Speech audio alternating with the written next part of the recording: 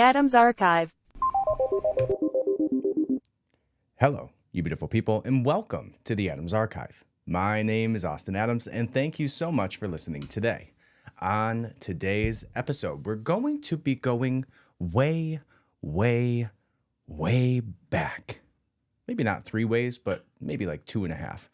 All the way back to the Revolutionary War to discuss what might have been some underlying reasons that we went to war to begin with.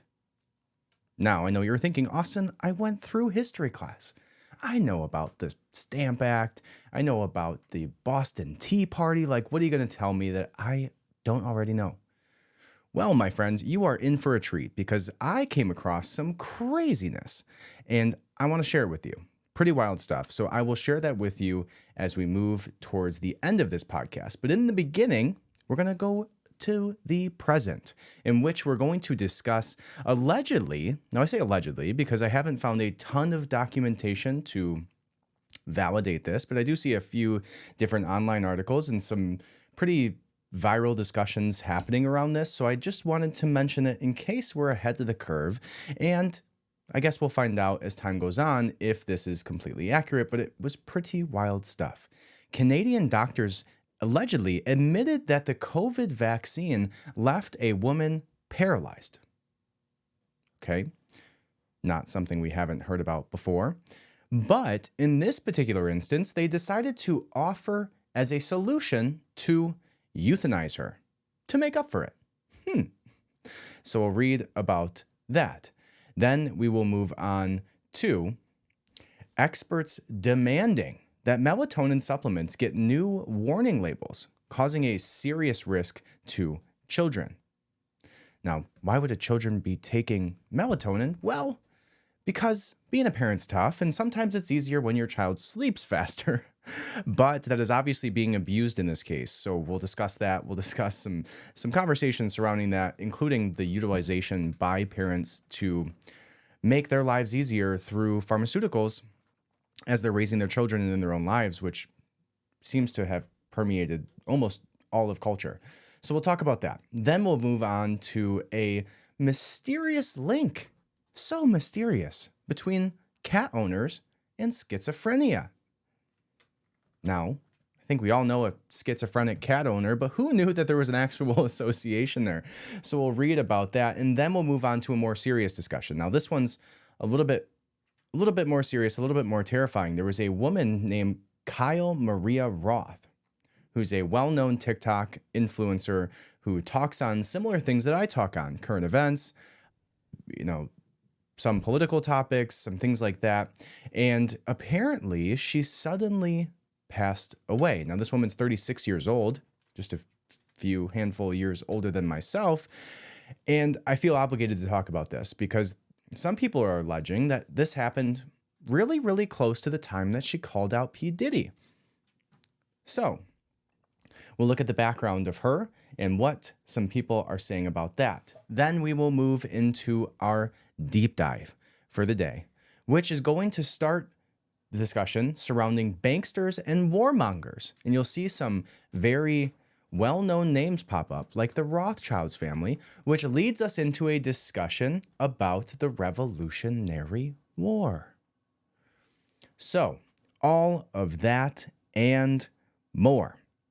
But first, go ahead and hit the subscribe button, leave a 5-star review. If you're listening to this podcast, you can actually watch it. If you go to YouTube or Rumble, you can watch along with me and see all of the articles that I'm discussing here, watch the videos right alongside me, all of that stuff, and you can see my beautiful, wonderful, pleasant face. I don't know if everybody would describe it that way, but hey, we'll use those terms for now. So all of that and more. First, hit the subscribe button, leave a 5-star review. It honestly means the world to me. I told you guys last week, I'll tell you this week, and I'll tell you next week. Every time I see that number go up, it means a lot to me. It tells me that you guys value what I'm doing. It tells me that I'm moving in the right direction. It tells me that I am not alone in some of these thoughts. So if you feel compelled to do so right now, jump out of your podcast app and hit the 5-star review button. Leave something nice, and I would appreciate it. Tell other people why you love the podcast. All right.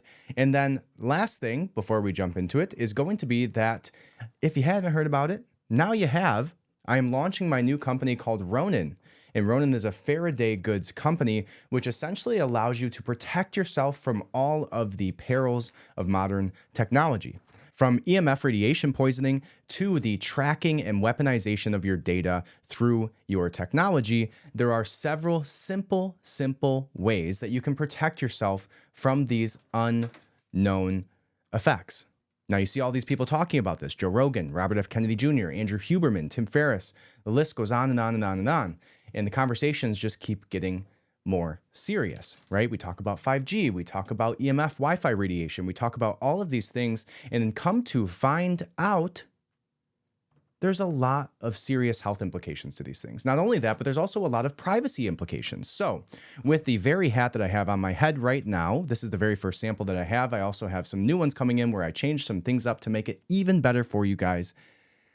You can get a baseball hat, which will protect you from Wi-Fi radiation poisoning, EMF radiation, 5G radiation, all while looking unbelievably great with a Ronin baseball hat.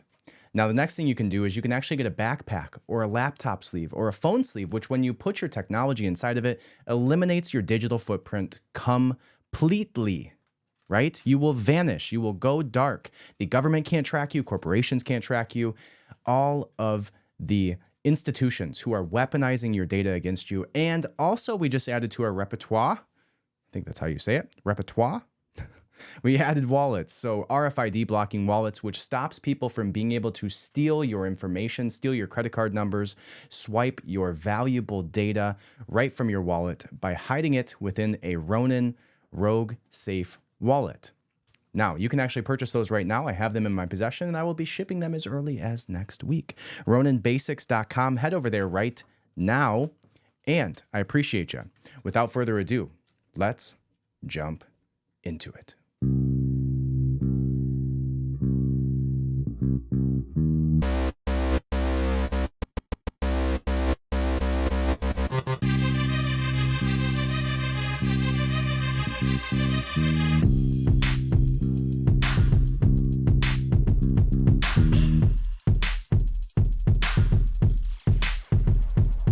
The Adams Archive.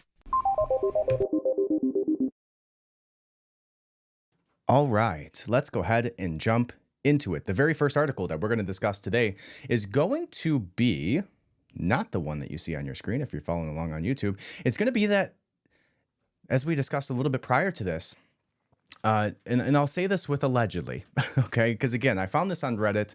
I did some diving deeper into the issue, and I found a few different corroborated articles from a few different, not very well-known news channels. So I will preempt it with that. But if it's true, and we find out later that, we find evidence of this and that all of these, smaller news networks just got on it early, that's pretty crazy. And it's the fact that Canadian doctors just admitted that the COVID vaccine left a woman paralyzed. Now, that's not something new. We've heard of this before, but what we haven't heard of is the solution that they posed for her, which was the fact that they offered her, in order to make up for it, to be euthanized. Like a dog, like a sick dog. Oh, we're so sorry that we got you sick, ma'am. We're so sorry you cannot move your body. And in order to help you through this situation, how about we just end your life? That was their solution. Not exactly the type of news you're hoping for from the medical community.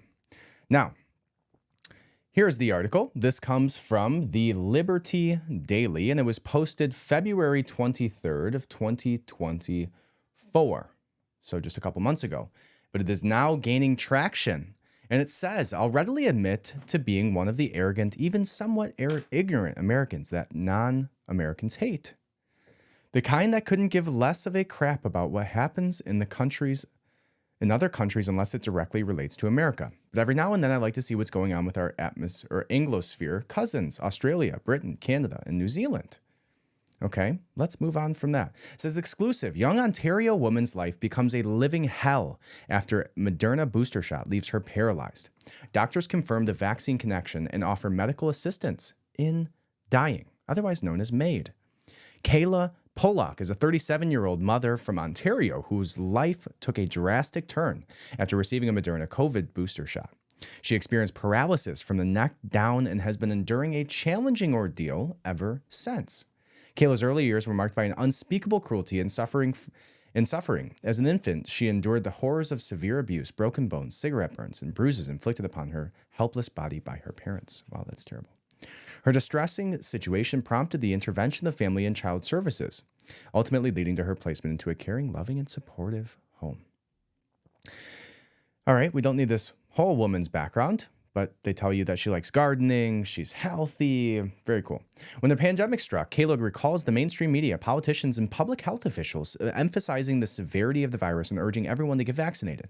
She remembers health officials specifically advising that those with high risk should prioritize getting vaccinated.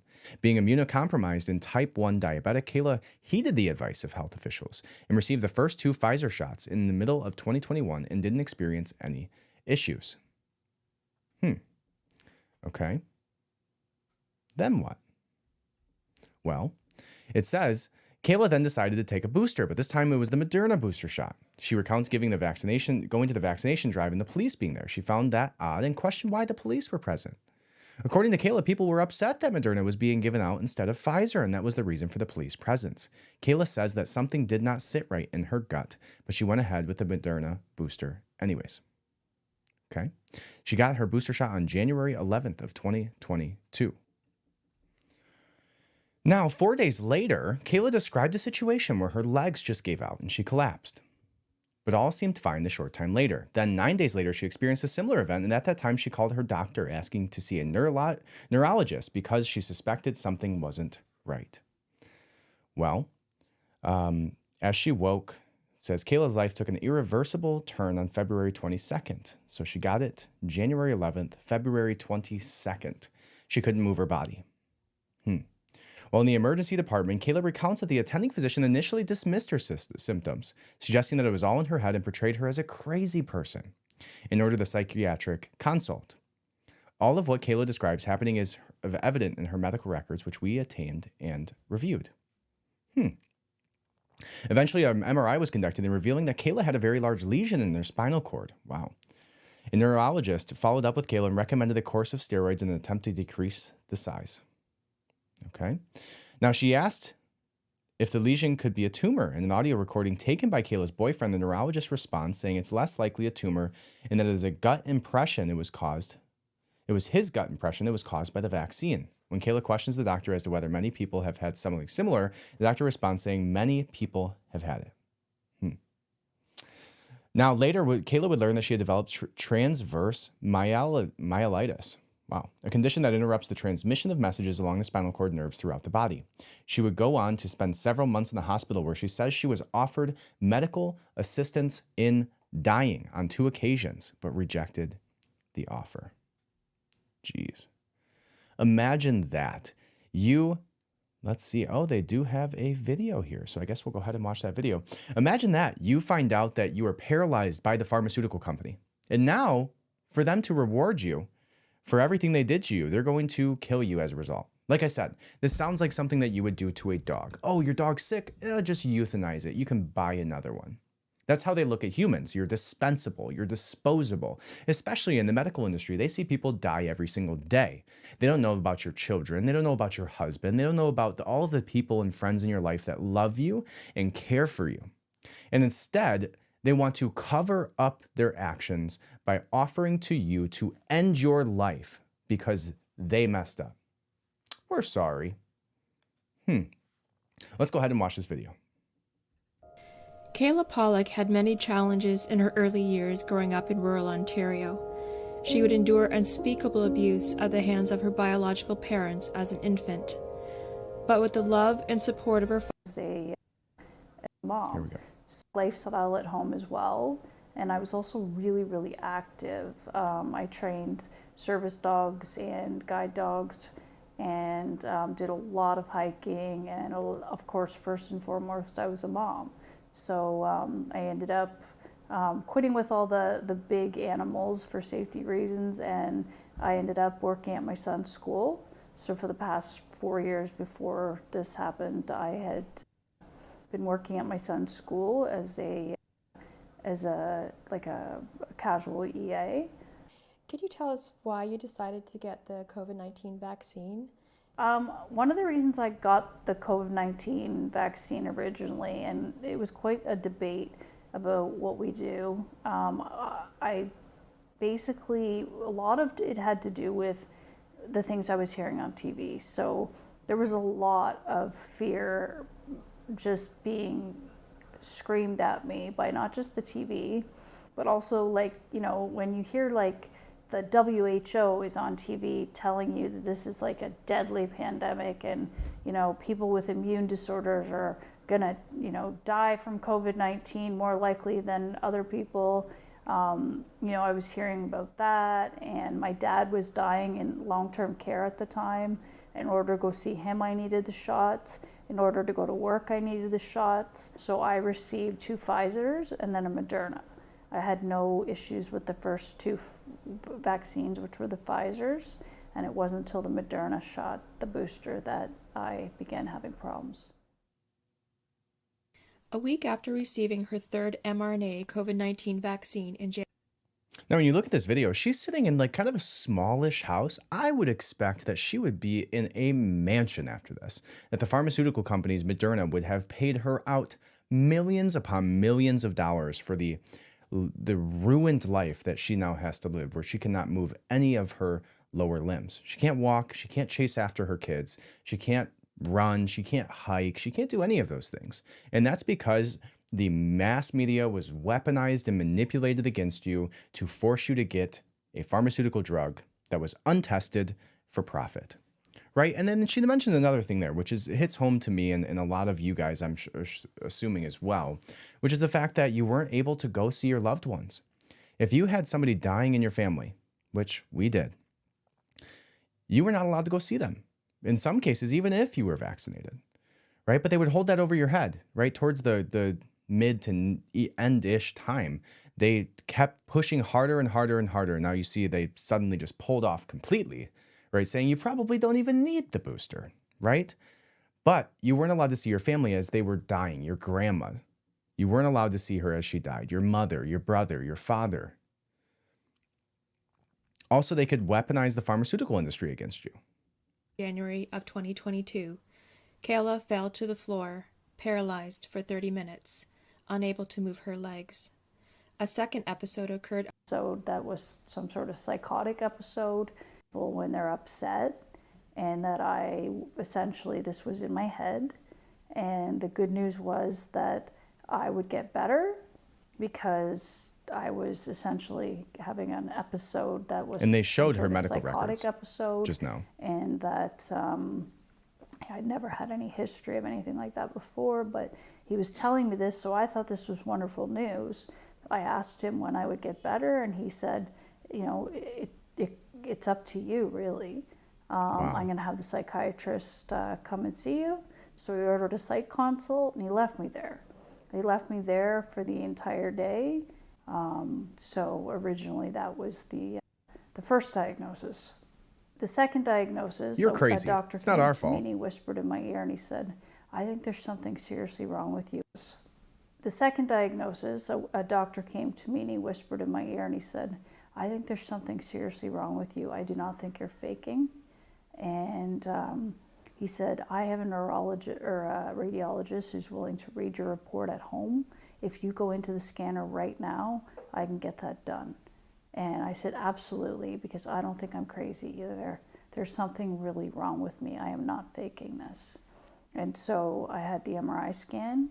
The radiologist read the report, and they found a massive lesion on my spine that went basically right from the tailbone of my spine up, and it was just like half an inch away from my breathing.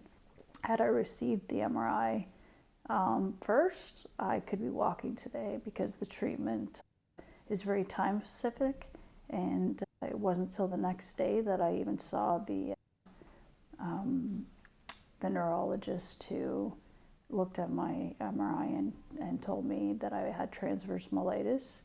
I was starting to suspect this was vaccine related, and so when my boyfriend arrived at the hospital anytime a doctor came in, I told him to record everything because I knew that this made sense. This had started right after my vaccines. It made sense with the paralysis in my legs. It made sense with the diagnosis. They had to rule out MS, they had to rule out cancer, they had to rule out infection. And that's when the doctor told me that he was sure that this was caused by the vaccine, and he'd seen many, many different vaccine injuries that were just like mine.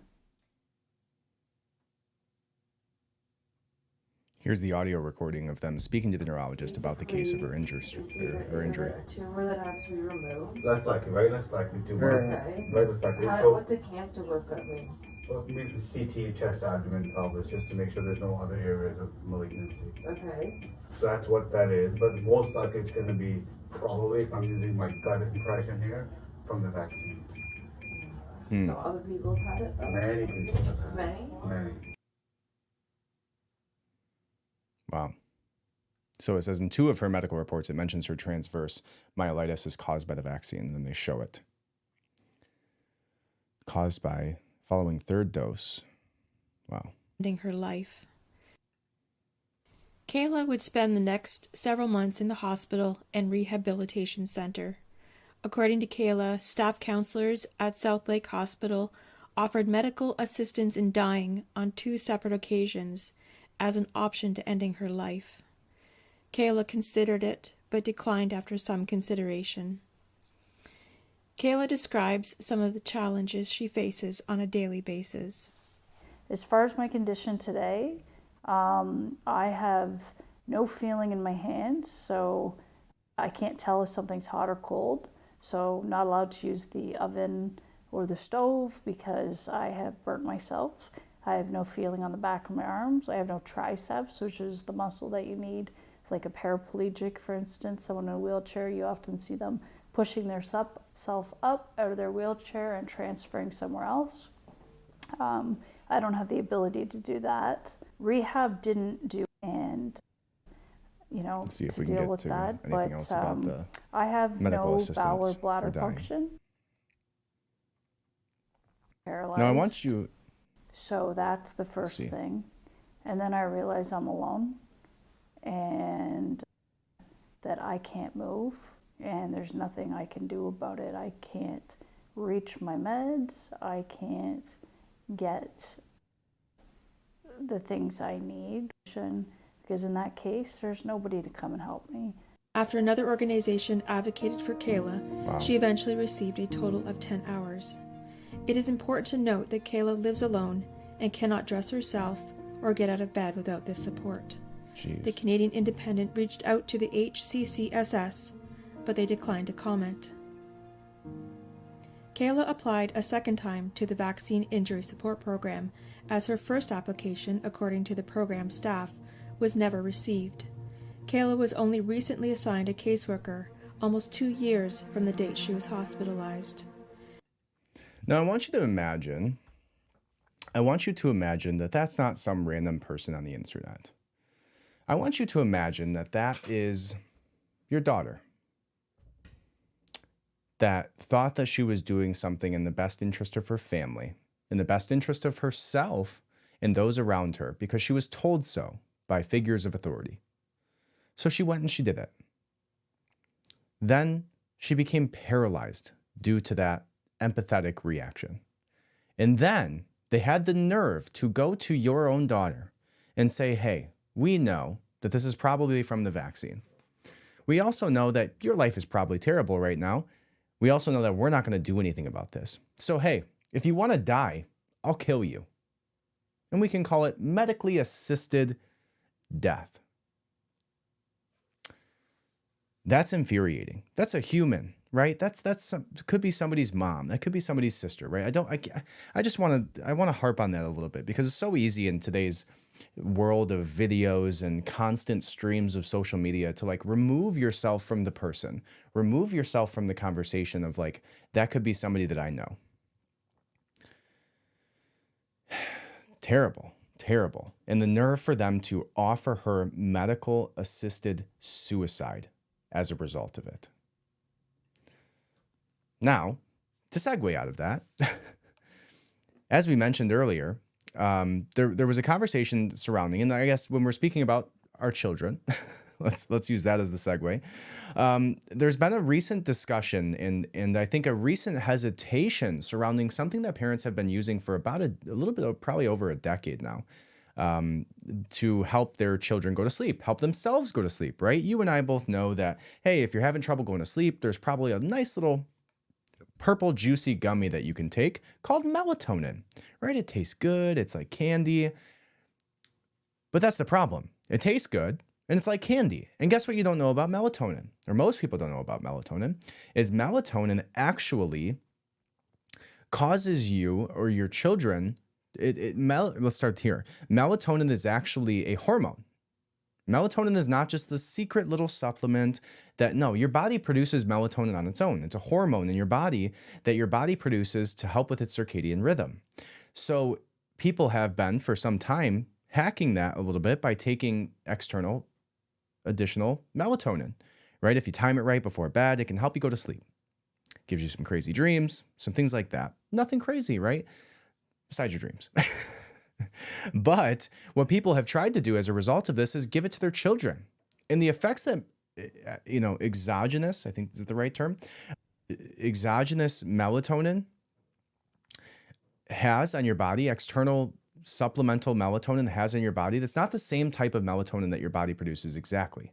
And what it does to children under the age of 13 is it causes early onset puberty. It can cause your child to go through puberty much earlier as a result of taking melatonin, which causes them to be shorter. It causes them to have a whole host of issues later in life. And now what we found is that children are overdosing on melatonin. Parents are out there feeding their children melatonin, and now so many children have overdosed on melatonin. There's been so many emergency room visits that experts are sounding the alarm on this and demanding that melatonin supplements get a new warning label telling people about its serious risks. And we're not going to take much time on this, but it is something that I want to mention because I think that there's a theme in our lives, right? A theme in our lives of we just need the easy button, right? Give me a little bottle. And if that bottle's going to make my child go to sleep, great. If that bottle's going to make me lose weight, great, right? Talk about, what is it? The Ozempic craze right now. You have no idea what Ozempic is doing to your body, right? That's a diabetic medication. But you saw an easy button, so you pressed it without understanding that you were in a deal with Rumpelstiltskin, right? Ozempic does not just make you lose weight. It does other things to your body along the way. And we're starting to see a lot of people get reactions from that. The same way that we're starting to see it with melatonin. It's horrifying, right? You don't need an easy button for your weight. You know what you need? You need to be healthier. You need to go outside and walk. You need to stop eating shitty food. You need to get your ass in the gym, wake up in the morning, get there early, work your butt off, literally, and lose the weight through hard work, dedication, and a little bit of attention to something that you haven't given attention throughout your whole life. You don't need something to jab into your leg that's the magical easy button. No. You don't need to feed your kid melatonin, especially the gummies, because obviously they're going to think it's candy. And that's why you leave it around in the house. They're going to get to it. They're going to open it and they're going to eat it like it's candy because it is candy. Right? You don't need melatonin. You need a regular schedule. You need to tell your children to go brush their teeth and take a shower and get ready for bed and read them a book. You need to give them consistency. You need to give them a schedule. You need to get them up in the morning and get some sunlight in their eyes, right? There's all of these things that you can do, but you don't want to do those. You want the easy button. So you feed them a piece of candy that promises to make your children go to sleep. Well, it also causes puberty to happen earlier. Well, it also causes, like the host of problems that come with that, right? The host of problems. And I actually, let me verify that because I actually, now that I'm saying it out loud, I believe it may be the inverse. Melatonin may actually, let's see, I did some research on this like a year and a half ago. It causes delayed onset puberty over, let's see which one's correct. I think it actually might be delayed onset puberty. Fact checking myself in real time here. Prepubertal children. Yes, delayed puberty. I'm sorry. While short-term use is considered safe, there are some concerns that long-term use might delay children's sexual maturation, possibly by disrupting the decline in nocturnal melatonin levels that occur at the onset of puberty. Very interesting. That comes from a study on the NIH's website. Evaluation of sleep, puberty, and mental health in children with long-term use of melatonin. 62% of boys and 91% of girls answered the Tanner score questions. 14 children did not answer. Let's see. Interesting.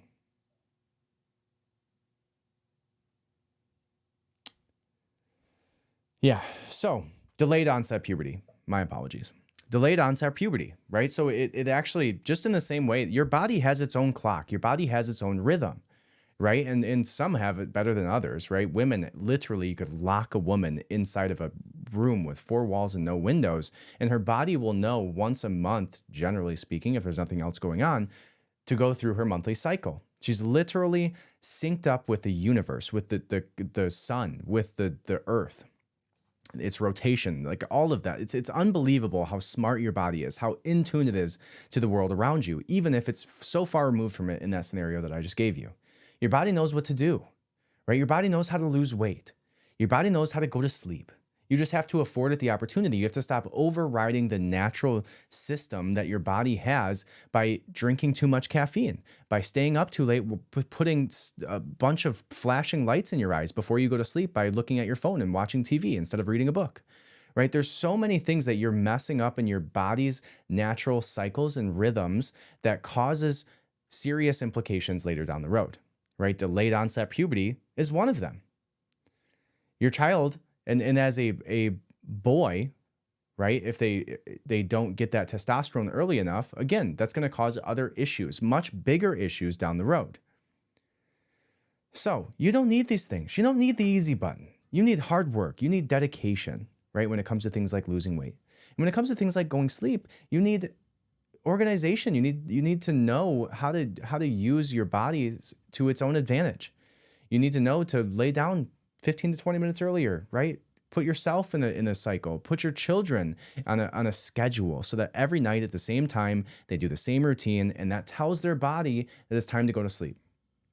You don't need to drug your children because they're rambunctious, because you just try to take them from a state of playing and hyperness and iPads and movies and throw them right into their bed without any transitions.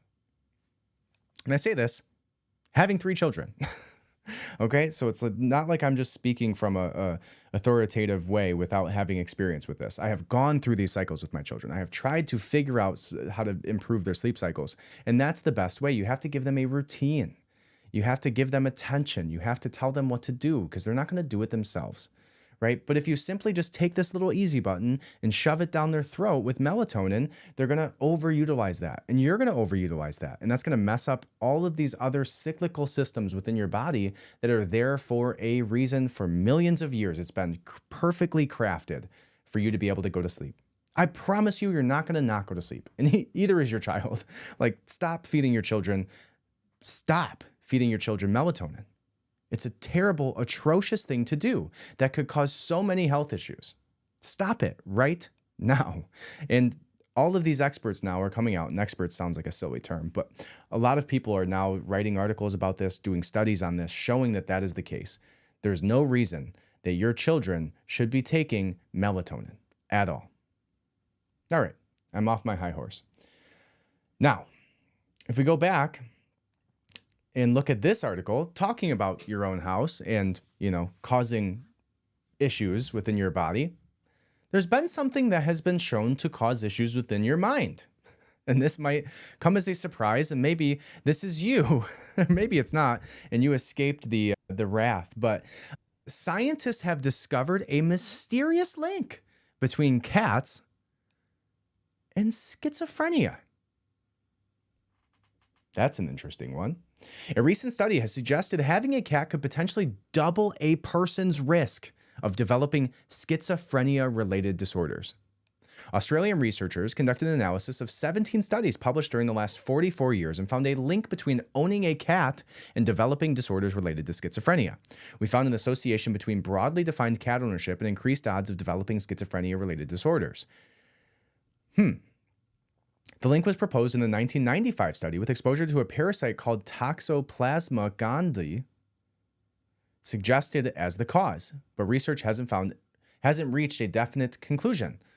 Now that's talking about toxoplasmosis, right? Toxoplasmosis, essentially what this is like, it's the same reason that you're not supposed to, when you're pregnant or your wife is pregnant, your wife is not supposed to, or you are not supposed to change cat litter, because there is certain things in cat feces, this toxoplasmosis, that will cause erratic and crazy symptoms within you, right? It can actually cause you to have a miscarriage as a result as well.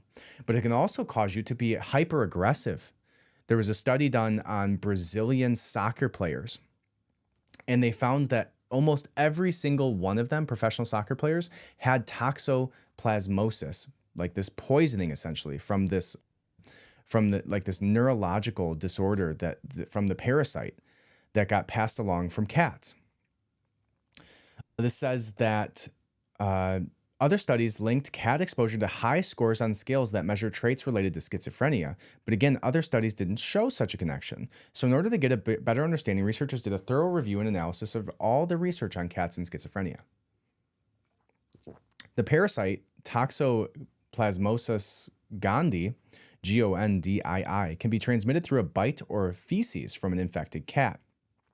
People can get infected without any symptoms, but research found more strange effects this infection might have. Now, another thing that they found is that people who died from like motorcycle accidents had a significantly higher rate of this toxoplasmosis. It causes personality changes in you to where you're more risk or less risk averse, right? More aggressive, and even schizophrenia. The new analysis, like the crazy cat lady, is not a conspiracy. This is a real thing caused by the animal living in your home having a parasite, causing schizophrenia, causing hyperaggression, causing miscarriages. That is crazy. The new analysis of 17 studies found a significantly positive association between broadly defined cat ownership and an increase of schizophrenia-related disorders. Wow. However, it is important to note that 15 of the 17 studies were case-controlled studies, meaning it cannot prove cause and effect. On top of this, a number of the studies were low quality. Okay, the researchers agree that better and broader research is needed. Fair enough. In conclusion, our review provides support for an association between cat ownership and schizophrenia-related disorders. There's a need for more high-quality studies based on large representative samples to better understand cat ownership as a candidate risk-modifying factor for mental disorders. Yeah, if you have a cat, get rid of that thing right now. First of all, get a dog. What the hell is wrong with you? Why did you do that? Get a dog. Second of all, there's all of the things that we just talked about here, all the medical issues, but also you have, if that thing was 40% bigger, that thing could murder you. You have a murderous assassin in your house. Not a cuddly, cute little doggy that loves you and would do anything for you. No, you have something that would eat you at the first sign of the door being locked for too long. Like, cats are vicious creatures who are so much more well-equipped to kill than us. And in fact, the only way that they show you their love is by killing something and literally dragging it into your house and putting it at your feet. Imagine if that was your husband. Right? The only way that your husband could show you love is if he went outside, murdered somebody, dragged the body inside, and left it at your feet.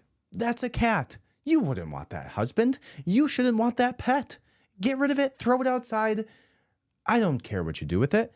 Get a dog. A nice, beautiful golden retriever, if I would suggest a breed to you. Okay.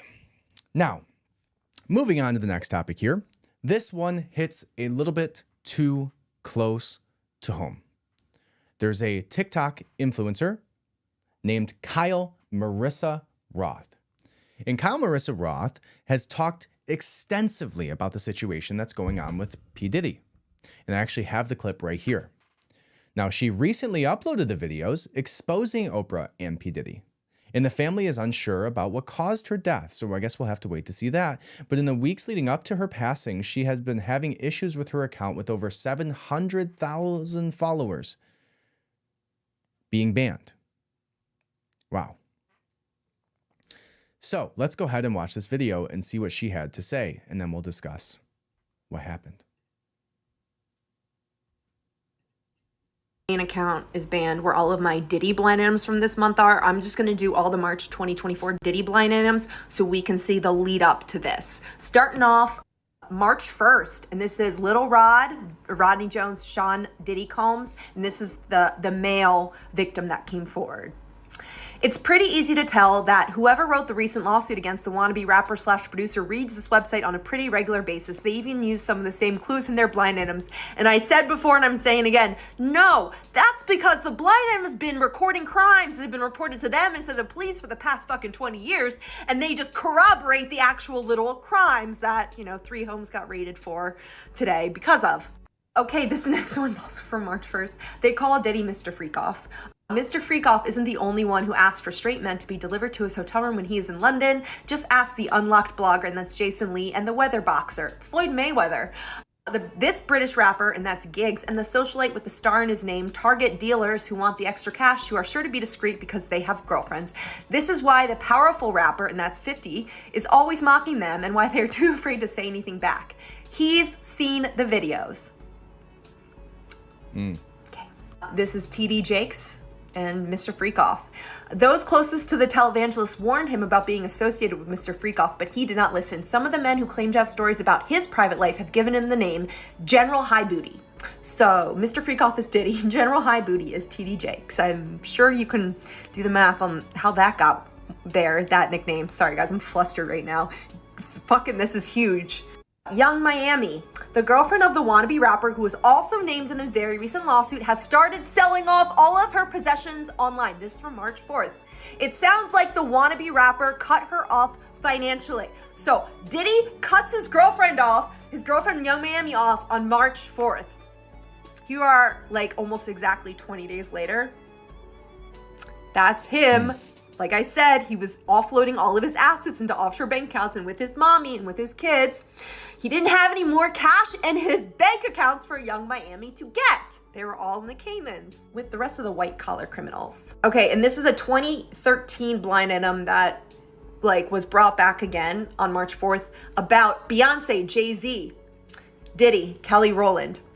In 2013, the Queen Bee and her husband attended a New Year's Eve party in Miami, which was being thrown by Mr. Freakoff. No one who was there has ever forgotten that night because she spent the entire night in the pool dazzling into space. Her best friend, who recently starred in the Netflix movie, called for help, but she was ignored. It's like she was... Okay, so you see it. You see her content. You see the way that she speaks. Very, very similar to the type of content that I do. Now...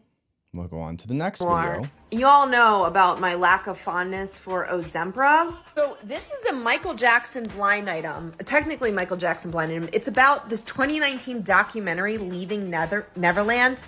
Has anyone looked who is the secret money behind the recent explosive documentary about the permanent A++ lister? How about that one named permanent A++ list celebrity and the mogul behind everything? One essayed him, and the other one hates him. So this blind item is alleging that Ozempra and David Geffen, by the way, has some of the most horrifying blind items. They bankrolled this documentary, I guess, to smear his memory. And this blind item is alleging that David Geffen, Ozempra... I'm not sure I get the context of what she's talking about blind items, but everybody... that's her thing, I guess, is whatever these blind items are. I don't know what that means, though. I don't get it. Maybe I'm missing something here. Ozempra's creepy as fuck bestie, yacht bestie, trafficking bestie, essayed Michael Jackson, and Ozempra just had unconditional hate for him for no apparent reason. Maybe that's who's stalking Paris Jackson. Paris Jackson recently went live on Instagram, and everyone said it was about the Smiths. My money would be on Ozempra. Those fucking tunnels. More. And I think Ozempra, I don't know why she's speaking in such tongues here. Pretty sure she's talking about Oprah there.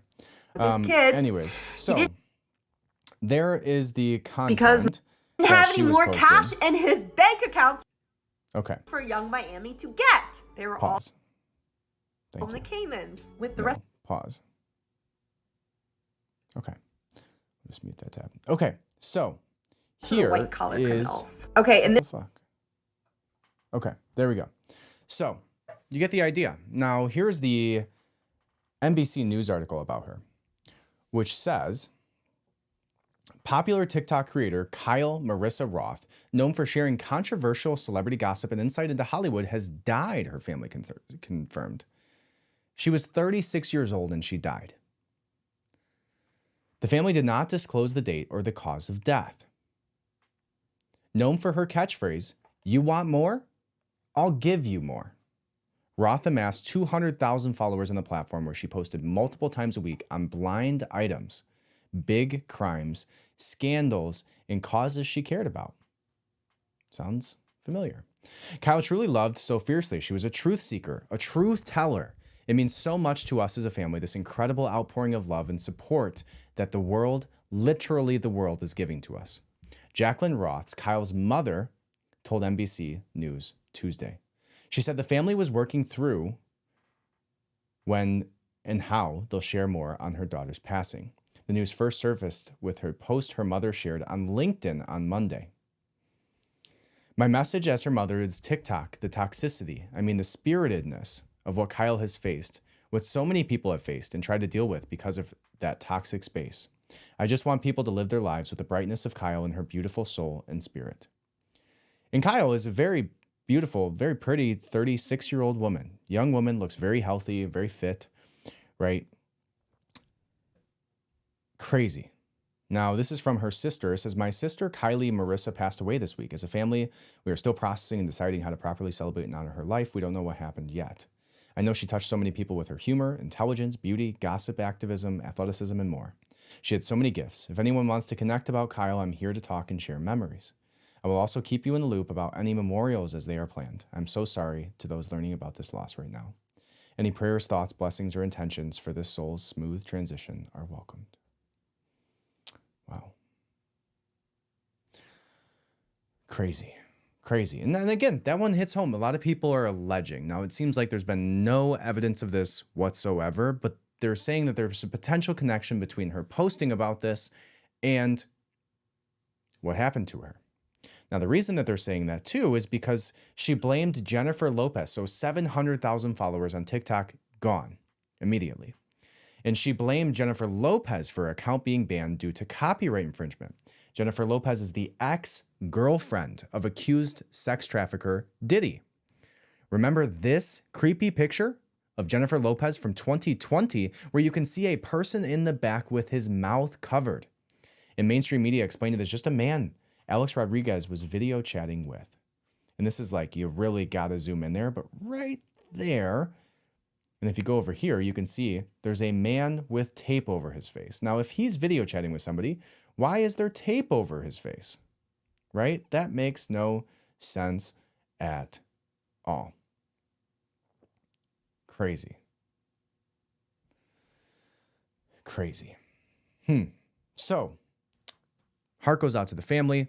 This hits close to home, right? Somebody in the community, somebody who's been speaking about these issues and having her voice be heard and saying it loud enough for the world to hear, has now been found dead at a very young age, and God knows why. I guess we'll have to wait and find out. I'm not going to make any assumptions about this, but the timing does seem weird, and that's all I have to say about that. Okay, and moving on to our last and final topic. But first, I'm going to tell you once again about Ronin. Now, I recently did some research about EMF radiation, and I found some online studies that talked about 5G, that talked about EMF radiation poisoning, and they essentially compared what the modern medicine and modern government is trying to explain away about EMF radiation poisoning with cigarettes, right? It's okay. It's good for you. You don't look at, I'm smoking a cigarette. Your doctor uses a cell phone. It must be fine, right? But when you look into it, when you look at the studies, when you go in and you actually go deep dive into some like PubMed published studies that have been done that show that the amount of tumors in rats that are created when they are in an environment with 1/10 of the EMF average radiation poisoning that we are in constantly, right? Everything around you is emitting EMF radiation, right? Your cell phone that you're listening to this on right now, your computer, the very computer I'm shooting this on, anything and everything that connects to Wi-Fi is emitting EMF radiation.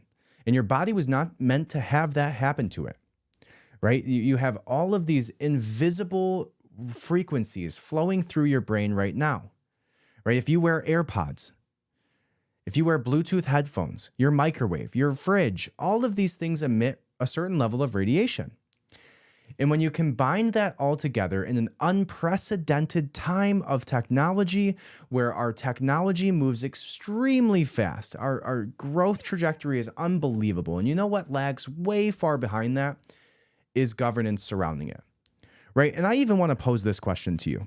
If our government found out that the only legitimate cause of cancer was EMF radiation from our technology, do you think, and answer this for me, do you think that they would sound the alarm and be willing to take us back to a time where we would decide to no longer use the modern technology that we have around us today in order to stop the cancer from killing all of the humans that it does on a yearly basis?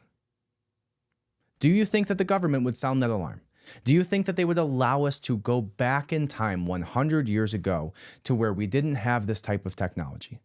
Or do you think, and let's even take that one step further, do you think the organizations and the companies who are profiting ungodly amounts of money off of your cell phone, off of your Wi-Fi, off of your work, at work, utilizing your laptop to be as efficient and effective as you are today, do you think if they found a hint of information that showed that it was extremely terrible for your health, that they would tell you about it? Or do you think they would bury it like Jimmy Hoffa, never to be seen again? No trace. Here's another question for you. If you found out that by utilizing all of the modern technology around you, your cell phone, your laptop, your fridge, your microwave, your Wi-Fi, all of the technology that you utilize on a daily basis, if I told you today that there was a 15% chance that you would die of cancer if you continue to use that technology, would you cut yourself off from all of it today? Let's say if it was 30%. What if it was a 50% chance? A 50-50 shot that you die of cancer. And all you have to do to stop that from happening is stop using any and all modern technology. Would you do it? And I think there's a lot of people out there where the answer would be no. They would take the chance. And fortunate for us, we're not in that situation. Fortunate for us, when they've done these studies, and 5 of 6 of the people on the board for the EMF radiation, the board that essentially establishes the parameters for what's medically acceptable around you, there's, just so you know, there is a board that does that looks at the EMF radiation levels and says whether what you are getting, what it is emitting from your modern technology is an acceptable level or not. 5 out of 6 of those people on that governance board, because they know this is an issue, but 5 out of 6 of those people work for high-level or are high-level board members of telecommunication companies. That's the truth. That's the facts. The people creating the guidelines for how much EMF radiation that you get to have go into your brain on a daily basis, right? You want to talk about potential for autism. You want to talk about ADHD. You want to talk about ADD. Maybe it isn't just the food. Maybe it isn't just the environment. Maybe it isn't just TikTok technology, scrolling culture. Maybe it has more to do with the radio and electromagnetic frequencies that are flowing through your body at this very second, constantly, without a doubt. Now, there is some things that you can do to mitigate that, some things that you don't have to buy. You can turn your Wi-Fi off at night, something that you should do. You should stand away from the microwave when you're cooking your food, right? You should unplug, or you should put your phone on airplane mode at night. There's very simple things that you can do, that you should do. But there's also other things that you can do that will help you even more, which is protecting yourself from those EMF radiation frequencies, the radiation poisoning, by protecting yourself with a layer of what they call Faraday cloth. And Faraday cloth is a silver-lined fabric. It's a little bit expensive fabric that you can get, and you actually have to source it from somewhere that combines it with clothing fabric so that you don't look like a goof. And all of the companies that were doing this, when I started to research this, when I was looking into the studies for a previous podcast that I did on 5G and EMF radiation poisoning, I was looking at all these companies. I'm like, hey, maybe I should do something about this. And so I looked at all the companies. There's several well-known companies. There's a company that makes hats called Lambs, Lambs, and I'll tell you them. That's my competition.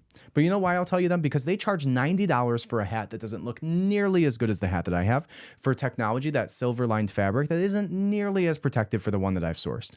I've been working with manufacturers for months on this stuff. So that is one aspect of it. And what they found is that the tumors that are created as a result in these mice and the studies that they've been able to do with EMF radiation is that they found that the tumors primarily grow in the brain. It's neuroblastoma is what the type of tumor is that essentially grows within your brain as a result of high levels of EMF radiation poisoning over a long extended period of time. So you can mitigate that by having a Faraday hat, because that is the number one place that it targets your body in, right? Your brain is essentially a big satellite on the top of your head, taking in all of these things at all of the time, right? All of the EMFs, all of the radio frequencies. Like there's a telepathy. You want to get into some weird shit, you could talk about how, the CIA was conducting research into how people can actually communicate or pick up on signals in the air. Right? Your brain's a satellite, even if you don't want to get that weird about it. Your brain is absolutely shown by studies taking in the EMF radiation. And you can use a baseball hat from very, very limited amount of companies. Now, this is just starting to be a serious conversation, and I am ahead of the game. And I've been sourcing this with the manufacturers. I've dealt with tens of manufacturers now, getting tons of samples in, trying to find the right manufacturer for the right material that protects you the most and actually looks like something that you would want to wear. So that is the Faraday apparel, the hats, the beanies, all are on my website right now. Those are currently, I'm finishing up the final sample and we'll be getting the order in within about 2 to 3 weeks. And then I'll be sending the initial orders out for the pre-sales in about a week or two after that. So about 4 to 5 weeks from now, I will have all of the orders in, and then I will also be starting to ship these out. So you can actually go and order it from the back ordered websites right now. You can go to roninbasics.com and order a baseball hat. You can order a beanie. And then there's a whole other aspect of Faraday goods, which is the elimination of your digital footprint, right? The same way that the EMF radiation can't get through the Faraday technology that is in the hat that I'm wearing, it also can't get through or transmit frequencies in or out if it's in a completely enclosed space surrounded by it. So if you have a backpack, if you have a phone sleeve, if you have a laptop sleeve that you put your phone in or your laptop in, then it completely eliminates your digital footprint, right? You don't have to deal with the government tracking your every step, right? You use your maps just to find where you're going all the time. So do I, right? But what you don't know is they're tracking you all of the time after that too, right? We all know that they're turning on your microphone with technology and softwares like Pegasus software, can turn on your microphone whenever they want, can turn on your camera whenever they want, but not if your phone is in a Faraday sleeve, not if your phone is in a Faraday backpack. Now, again, these things are extremely expensive through our competitors. One company, the very well-known company, is called SLNT, Silent, and they charge upwards of $1,300 for a backpack. Now, I mentioned Lambs, they charge $90 for a hat. My company is going to charge almost half of that, right? $50 for a hat and about $180 for a backpack as it stands today. Okay, so you can head over to the website right now. You can make a purchase. It's all back ordered, right? Besides the wallets. The wallets are ready to go right now and will ship out next week. But if you buy a backpack or a hat, it'll be to you as soon as I get the orders in and make the initial shipments. And you are going to love it, I promise. RoninBasics.com. Protect yourself, protect your family, and anybody who signs up will actually get an affiliate code from me. So if you want to promote it yourself, tell your family and your friends about this new thing that you learned about that is protecting yourself, and help them learn along the way about this hidden, serious, terrible thing that is happening to our society and our culture that literally nobody is discussing consistently besides some very large influencers, like I mentioned earlier. It's starting to be a more serious conversation, the same way that cigarettes were eventually determined to be cancer-causing, extremely carcinogenic. And that is the term that they use about EMF radiation. It is carcinogenic when you're reading these articles, when you're reading these published studies, okay? That's what I got for you right now. Go check it out, roninbasics.com. And let's jump into our very last discussion for the day, which is going to be that for a very long time, you have been taught, your children have been taught, your parents have been taught, your grandparents have been taught very specific things about history. But what if everything that you knew was wrong? Right? The most important parts of history have all been manipulated in one way or another. Right? Facts belong to the person who told the story. That's it.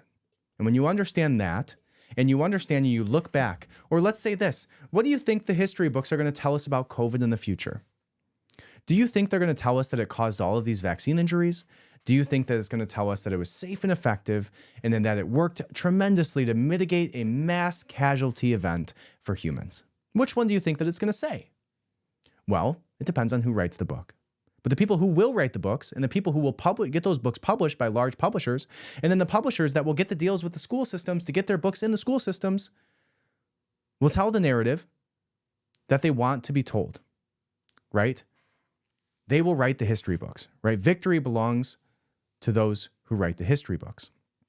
And so when you look back at one of the most, the precipice of American history, right? The very, very beginning, when we became founded as a nation, 1776, even sooner than that, what you'll find is that when you were taught about the Revolutionary War and the reason that we founded a nation here in the United States of America, you were lied to. It wasn't about a 3% T tax.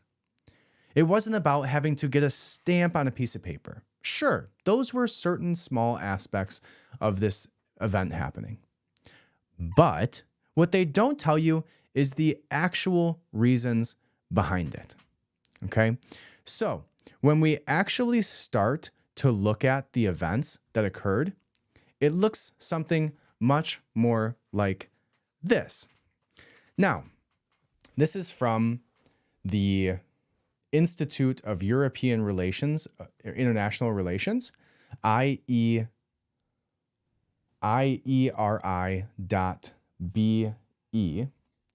And this article that was posted in 2019 is titled Banksters and Warmongers. And let's read it together. It says, war is profitable. The Rothschilds family have funded the losers and the winners of wars since the Napoleonic Wars of 1803 and 1815. They funded both sides so that whichever side wins, they profit. In 1815, Napoleon Bonaparte is campaigning against Wellington. Jacob Rothschilds in Paris funds Napoleon, while Nathan Rothschilds in London funds Wellington. Soon the family decides it is more profitable if Britain wins the war, as the British royal family is indebted to the Rothschilds family. Thus, Jacob wins the funds to Napoleon's army, or limits the funds to Napoleon's army, right? So if you cut off the money supply, you essentially determine who wins what war when, especially if you're funding both sides. As you know, let's have this conversation about Ukraine, about Israel, about Taiwan, right? How long are we going to continue to fund that war until we decide that we want the winner to be somebody else for our vested interests? Knowing that Britain is winning the war, Nathan starts selling off his British bonds in lump sums. Other traders conclude that France must be winning and Britain is losing. They also dump their British bonds in large sums. As a result, the price of the bonds plummets and becomes very low. Sounds like a pump and dump scheme to me. Once Nathan sees that the other traders have sold other bonds, he begins buying them back at ridiculously low prices. That is exactly what a pump and dump scheme is. When the news reaches the ordinary citizens that Britain has won the war, the value of the British bonds rises so high that Nathan makes a huge profit. Ever since, the Rothschilds family uses their money and their power to design the economies of other countries in the world. They also create economic crashes to make the profit out of them, just like they do in Britain in 1815. Right? You go back all the way back to the silent weapons for quiet wars. breakdown that I did. And that is probably one of the favorite podcasts that I've ever done. If you have not listened to that podcast, it is an absolute essential. Silent Weapons for Quiet Wars. It's a 2-part podcast. It equals about 3.5 hours, I believe, total. Some of the best work I've ever done. Did a huge breakdown on it. Very, very pleased with what I did for that podcast. You need to go listen to it because you start to get some of the context of what's happening under the surface of the ocean, right? It says the family's patriarch, Mayer Amschel Rothschilds, is a Jewish financier and personal banker of the German royals. In the year 1760, he begins a banking business in the city of Frankfurt. Over time, he accumulates a large fortune. Amschel has 5 sons who established banks in the European cities of Vienna, London, Naples, Paris, and Frankfurt. Together, they coordinate the banking activities of all of Europe. They lay the foundations of banking and form close relations with the ruling families in the countries where they established banks. Practically every member of the Rothschilds family is very rich and occupies a position of immense power. The multinational banking family is a byword for wealth, power, and discretion. All right. Now, if we move a little bit lower here, we can go ahead and see what I'm talking about. Very interesting. So as we move into it, it's actually going up and not down. So I'll go back a little bit here and you can see what we're talking about this in regards to the Revolutionary War. So now you have some context on the Rothschilds family, but this is where it gets even more interesting. Here is the video.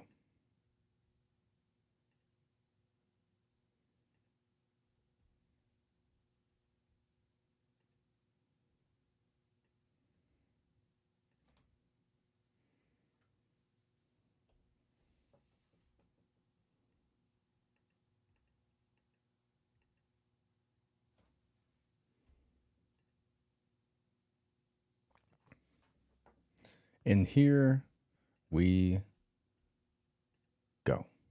Who owned America to start with, or the part that was under English rule? The king. It was his own personal property. And he could license you to be able to get minerals and do this and do that as long as you paid your fair share. But the king literally owned the whole country, other than what France owned in Spain and those kind of things. He owned it.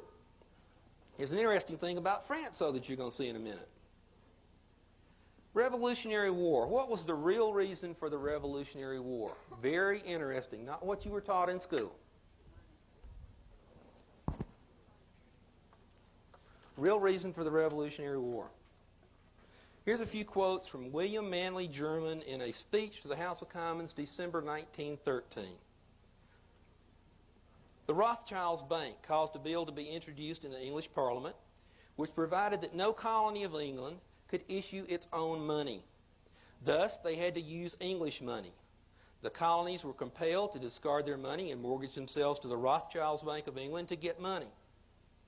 Then, for the first time in the history of the United States, money began to be based on debt.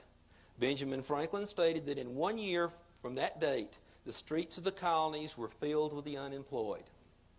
Franklin later claimed this was the real cause of the War of Independence. He said the colonies, we heard it was a tea act, right? Things like tea tax and stuff.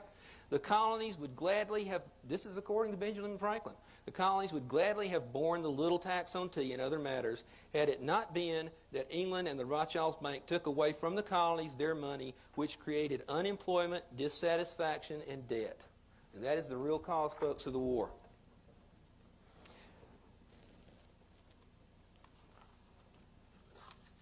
Next thing that I want to talk about real quick is something called the Definitive Treaty. We heard this nasty rumor that we won the Revolutionary War. Ain't true. We did not win it. The last battle that was fought, Cornwallis surrendered the battle, not the war. Proof? About 1 year ago, this document, which I just threw on the floor, came into the country. It was brought in by some folks that I know. It's called the Definitive Treaty of Peace between Great Britain and the United States, signed at Paris, 3 September 1783. It had never been in this country before that. This is what really, really, really happened. You think there was a war? Nah, read this. Listen to this. And again, I've got this stuff available for anybody that wants to look at it later. Here's an introduction. It having pleased the divine providence to dispose the hearts of the most serene and most potent prince. This is somebody that lost a battle is a most potent prince? I don't think so. George III, by the grace of God, listen to this. Here's his titles. King of Great Britain. France. Who did we borrow the money from that helped us win the war? We thought France. Now we owe that money to the King of England? Interesting. Ireland, Defender of the Faith, Duke of Brunswick and Lunenburg, Arch-Treasurer and Prince-Elector of the Holy Roman Empire, Treasurer of the Catholic Church, positions all over, etc. And it goes on and on and on and on and on. What happens is we start looking then at who are the parties to the treaty. We find out the parties to the treaty is this guy named John Adams, comma, Esquire. Does anybody know where you go get an Esquire title? England. I don't think we gave them out. Benjamin Franklin, Esquire. John Jay, Esquire. These were all people who were titled nobility in England who were negotiating this treaty. And we'll talk about that in just a second. When we talk about John Adams, we talk about like several of the people who signed the Declaration of Independence. Majority of them belonged to a secret society called the Freemasons, right? Even the Sons of Liberty that helped do the Boston Tea Party. So many of them were a part of this secret society of Freemasons. And when we look at the background of the Freemasons, and we look at who was a part of the Freemasons that may have been involved in the funding of these funds initially, we start to see a similar name. Not a similar name, an exact name that we've been discussing this whole time, but I'll talk to you about that in just a second. And do you know what the treaty really said? The treaty really said it's agreed that everything that England and the people of England and the king and whoever else owned and any obligations that existed before this treaty are still law. The king still owns it. The king still owed all the money. Nothing changed except we could govern ourselves theoretically as long as we paid the rent. Where did that show up in the Constitution? This document actually required us to form a Constitution, so we did. And so where did it show up in the Constitution? Here's a couple places. Section 10. States shall pass no law impairing the obligation of contracts. Oh, so we still owe the money, so the land's still the king's.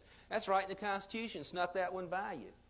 Or grant any title of nobility, which means the king is still the one that puts all the esquires on all the names of the people who still carry them around in this country and call themselves Americans. Very, very interesting. So he just laid the groundwork for you so that you understand that the history of what we were taught about the Revolutionary War, that we won, we gained our independence, that Great Britain is no more, that we don't answer to the king. Well, that doesn't seem to be exactly the case, especially when he who controls the money controls everything. They understood that. And so when we signed that treaty, they said, sure, that's fine, but you have to bank through our banking system, right? You cannot give the title of nobility, right? All of the contracts that were still in effect, which is the fact that the King of England owned all of the lands that we were on, the colonies, right? Owned all of the minerals beneath it, right? But you guys can go create this cute little governing body. Yeah, go do that. That's fine. As long as you pay up, right? As long as you pay up. And then you look a little bit down the road at the creature from Jekyll Island when all of those bankers, including the Rothschilds, including the JP Morgan or the Chase family, right? Including the Morgan family, including the all of the banking elites of the world met on an island to create the Federal Reserve. So now what I was mentioning earlier is that we are in no way, shape, or form or I guess let's say this instead. When you go back and you do some research, I wrote a paper on this that I was trying to find to read to you guys, but I wrote a paper on this when I was in college, and it was about the founding of our nation and the secret societies that were a part of that founding. Majority of the people that signed the United States Constitution were Freemasons, most of them settling here from Great Britain under the king with the name Esquire. So you have these people meeting in secret, right? Thinking of ways that they can overthrow the British government, right? Oh, they're not going to tax our tea. Oh, they're not going to tax our paper, right? We would never allow that. No, it was the argument that the war was fought over whether or not our banking system would be developed based on a debt-based system from the Rothschilds family bank. That's what the war was fought over. Right? Then you fast forward and go, oh, well, has there been any other favors that have been, created on behalf of this family?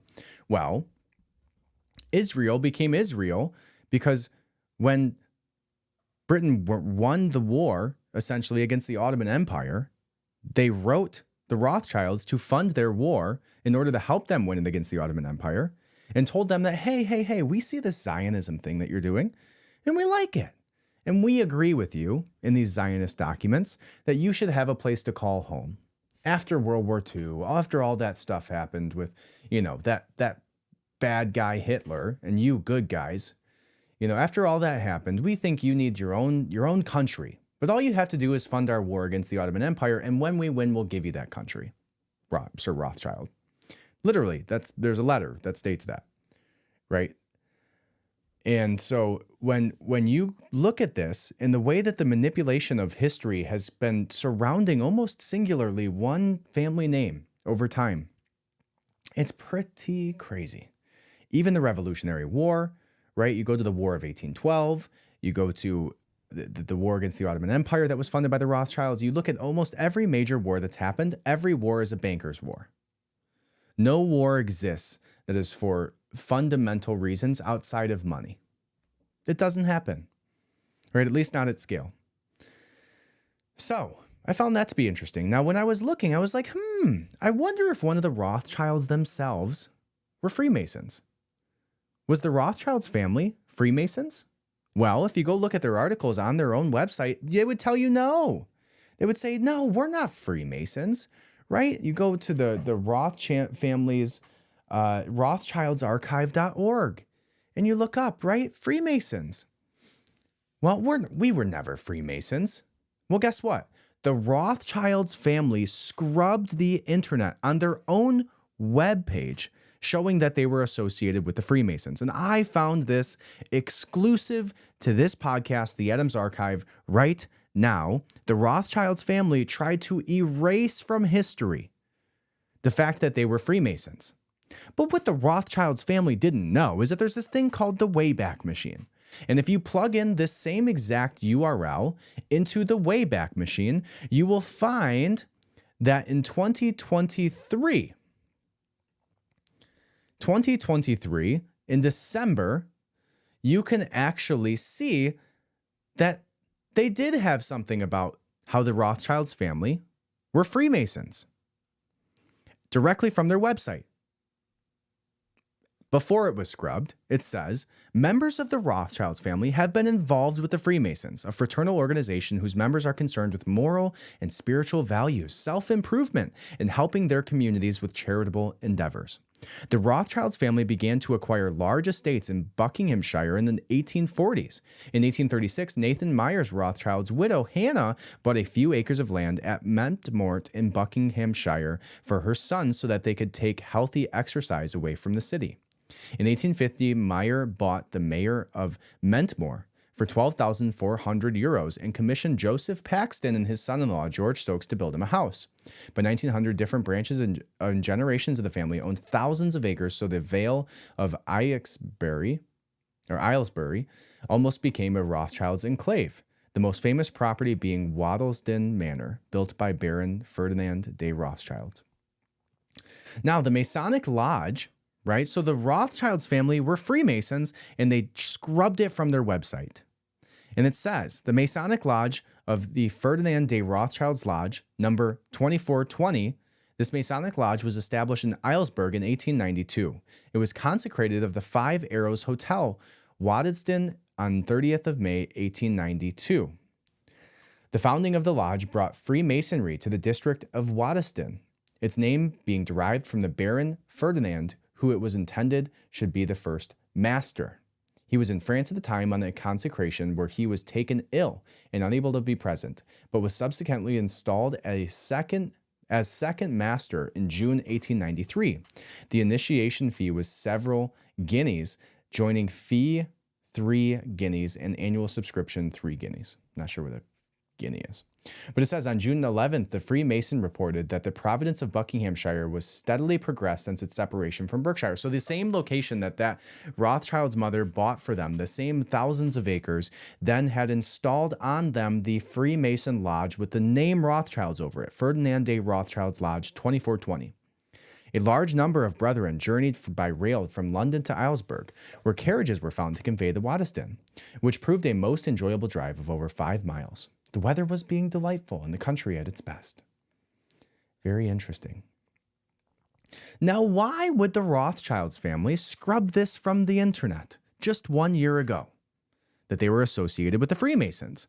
Not only that, but they had a Freemason lodge with their name on it, on land that they purchased, with a master within their family that was named the master of that lodge. Are they trying to distance themselves from the Freemasons? Now, why would they want to do that? The Freemasons were great people, allegedly. They founded our great nation, right? Did you know that? Majority of the people who signed the Constitution, who came here from Great Britain to start a new nation, were Freemasons, while being funded by the Rothschilds family to conduct the Revolutionary War. That's weird. And I think this is, again, a pretty big theme across almost every part of history, right? And I want to make sure that you see this here. So let me pull this up for you. If you're on YouTube, you can actually see that if you go to the initial article, currently on the web URL, rothschildarchive.org/family/interests/Freemasonry. It says, sorry, page not found. We're not a part of the Freemasons. We have no association.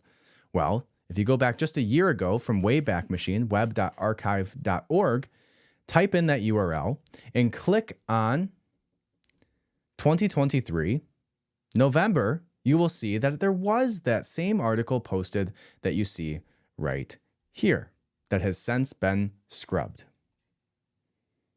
I wonder what else the Rothschilds family has scrubbed from the internet. And why would they do that? Very interesting. So, I think this opens up a broader conversation about history, right? You literally have to question everything, especially when you look at the framework from today. You look at the framework of what's going on in Ukraine. You look at the framework of what's going on in Israel. You look at the framework of what happened during COVID. Right? Go read the history books on Vietnam, right? On the war in Afghanistan, on 9/11, any of those things, any major historical event that you have been alive for and you lived and you maybe got some firsthand experience with instead of just consuming the mainstream propaganda surrounding it. It's all questionable. And it's written by the people who are in power, who want to write the narratives, that write the children's stories that you will tell, or your great-grandchildren will tell their great-grandchildren of what it was like when you were alive. But you need to pass those stories down yourself, right? That's why I thoroughly enjoy doing a podcast. My great-grandchildren will be able to get on here and listen to me going off about Diddy and talking about Epstein and talking about the war in Israel from a non-biased perspective that isn't a part of their history books, that they get to see my emotion and know that I'm real, that I'm in it, that I'm listening to real accounts of these things and not just reading a history book that was spoon-fed to me by the government who wants to profit from the narrative.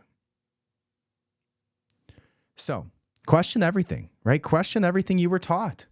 Question the school system. Question the books, right? Question the Maxwell House books that were written and owned by Ghislaine Maxwell's dad, who worked for the Mossad. Maybe do that. Maybe start there. Maybe that's a good place to start. All right, guys. Thank you so much for your time. I love you. I appreciate you. I hope you enjoyed the conversation today. Head over to RoninBasics.com. Subscribe, leave a 5-star review. Head over and subscribe on YouTube.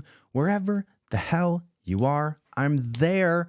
Find me and do it. All right. Do some research about Faraday goods. Do some research about EMF radiation poisoning. Do some research about 5G poisoning. Right. There's a reason the Department of Homeland Security designated anybody who questioned 5G technology's safety and efficacy a potential domestic terrorist. There's a reason that they were calling you a domestic terrorist for questioning the COVID vaccine. Right? They're safe and effective, safe and effective, safe and effective. Vaccines are safe and effective. Moderna, Pfizer, get them all. You should do it. We told you to. Safe and effective. Well, guess what? They're telling you about cell phones and EMF and 5G radiation. Safe and effective. But they're wrong. And guess who's going to live out the effects and the health effects of those technologies not being discussed as having potential harmful aspects to them? You. You're going to be the one who deals with that. Your children are going to be the ones who deal with the health effects of those things. Unless you learn about it, study it. I'm going to be posting and doing some more podcasts on the road, just talking about the educational materials, the studies that I've read. I'll have some guests on to discuss it who are experts, all of that. But just know, there's a true meaning behind what I'm doing with Ronin, and I truly, truly believe in what I'm doing. There is not another product that I would sing from the mountaintops that you should run and go buy other than something that is going to be truly, truly helpful for you to live a happier, healthier life with more privacy, sovereignty, and empower you to understand the harmful effects of things that are happening around you that the corrupt governments and corporations don't want you to know about. All right, RoninBasics.com. Go check it out. Let me know your thoughts. Again, everything's basically on back order, but the wallets, everything will be started to ship out in about 5 weeks from now. So head over there now. You can make an order. You can wait too. That's perfectly fine. But I'm telling you, it's something that you need to look into. And I truly believe what we're doing is great. And I want to share it with you. All right. Thank you guys for your time. I love you. I appreciate you. And until next time, have a great day. Adams Archive.